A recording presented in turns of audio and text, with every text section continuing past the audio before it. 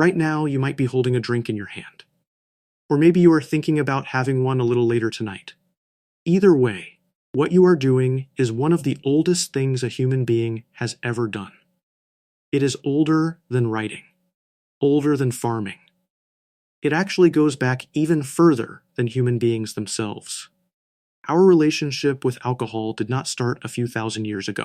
It started much, much earlier than that. It goes back about 10 million years. Picture a forest floor somewhere in Africa.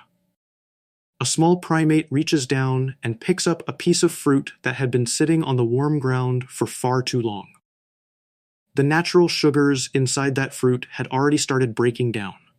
Yeast had gotten in. Fermentation had quietly begun. And without knowing it at all, that tiny creature was about to experience something that would shape the entire future of our species. In 2014, a biologist at UC Berkeley named Robert Dudley published a book called The Drunken Monkey. His argument was simple but powerful. When fruit falls from a tree and sits on the ground, the sugars inside begin breaking down on their own.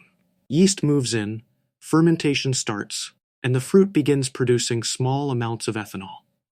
When primates ate that fruit, the ethanol made them feel noticeably different inside their bodies. They had absolutely no idea what was happening, but it felt good, really good. So they kept coming back for more. Over millions of years, our ancestors did not just tolerate alcohol. They actually evolved to actively search for it. By the time ancient humans showed up, the desire for alcohol was already completely built in. It was there long before anyone figured out how to deliberately make it on purpose. So when did humans actually figure that out? In 2018, archaeologists were digging through a cave near Haifa in Israel. The cave is called Rakefet, and it was used by people called the Natufians about 13,000 years ago. Inside the cave, they discovered stone mortars carved directly into solid bedrock. When scientists carefully analyzed the residue left behind inside those mortars, they found something that genuinely surprised every single person working on the site. They found traces of wheat and barley that had been soaked, allowed to sprout, and then deliberately left to ferment. That is beer.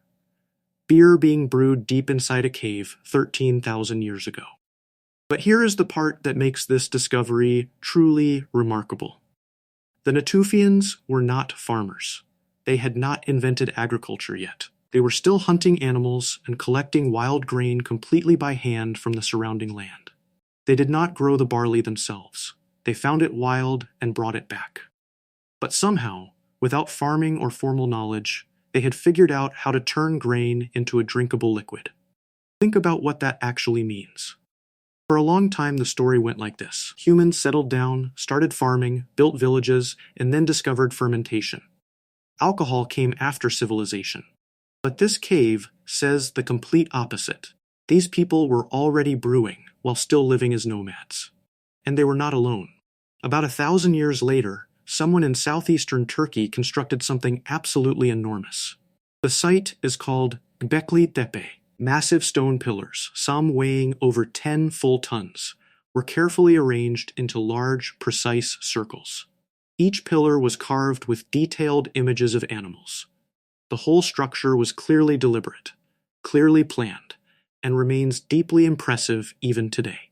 And it was built before farming, before pottery, before anyone in that region had a single permanent home. These were still hunter-gatherers.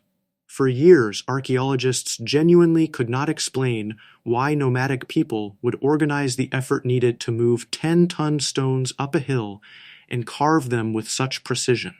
What could possibly motivate that dedication? Then they discovered large stone containers sitting right there at the site. When scientists tested what remained inside those containers, everything changed completely. Results came back positive for fermented grain. People were brewing at Göbekli Tepe, not small amounts either.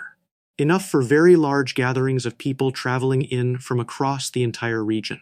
The current theory is that this place was never a home. It was a gathering spot built specifically for ritual, celebration, and communal feasting. People traveled far, came together, and drank. That raises a question researchers have debated for decades. Why did humans actually start farming? An archaeobotanist named Patrick McGovern, widely considered the world's leading expert on ancient alcohol, has spent his entire career making one bold argument. Humans did not start farming to make bread. They started farming to make beer. Bread requires grinding, kneading, and baking.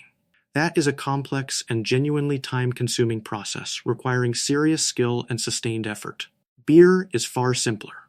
You soak grain in water, leave it completely alone, and fermentation handles everything all by itself. The desire to drink would have been a much stronger motivator than the desire to eat grain in a slightly different form. If McGovern is correct, then alcohol is not something that appeared after humans built civilization. It might actually be the very reason humans decided to build civilization in the first place. By 7000 BCE, the evidence becomes even more precise. In an ancient village called Jiahu in central China, archaeologists uncovered old pottery jars. When they analyzed residue stuck inside the walls of those jars, they found clear traces of a fermented drink. It had been made from rice, honey, grapes, and hawthorn berries, all carefully combined.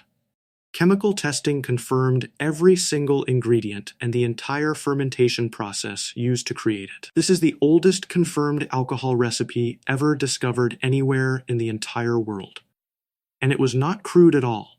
It was a proper blend. Multiple ingredients carefully chosen and thoughtfully combined with real intention behind every choice. Whoever made this drink knew exactly what they were doing. They had genuine skill and knowledge. They were not guessing randomly. From this point forward, alcohol only spread further and grew increasingly important across human societies everywhere. By the time ancient Egypt rose to power, beer had become woven into absolutely everything. Workers who built the pyramids were paid in beer, around 4 to 5 liters every single day. That was their real salary. Not coins, not food. Beer, and this made complete sense at the time. Water from the Nile was often contaminated and unsafe to drink directly. Beer, because of the entire brewing process, was significantly cleaner and far safer for the human body. Beer kept workers alive in ways that plain water simply could not manage alone. On top of that, the brewing process naturally added real calories and important nutrients. For a laborer spending exhausting days dragging enormous limestone blocks through brutal desert heat, those extra calories were not a luxury. They were a necessity. Beer was not just a reward at the end of a hard-working day. It was fuel. It was genuinely lunch.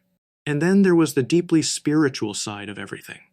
Ancient Egyptians believed beer had been personally created by the god Osiris and generously given to all of humanity as a precious gift. It appeared in temple offerings, burial rituals, and medical treatments prescribed by actual doctors. Physicians mixed medicinal herbs directly into beer and prescribed the mixture for everything from stomach pain to serious infections spreading throughout the entire body of the patient. One single drink was doing the job of a paycheck, a water filter, a full meal, a powerful medicine, and a religious prayer, all from one cup. Here is the full picture. 10 million years ago, your ancestors craved fermented fruit on a forest floor. 13,000 years ago, they were already brewing in caves before farming ever existed. Alcohol did not arrive after civilization was built. There is a very real chance it is the reason we built it at all.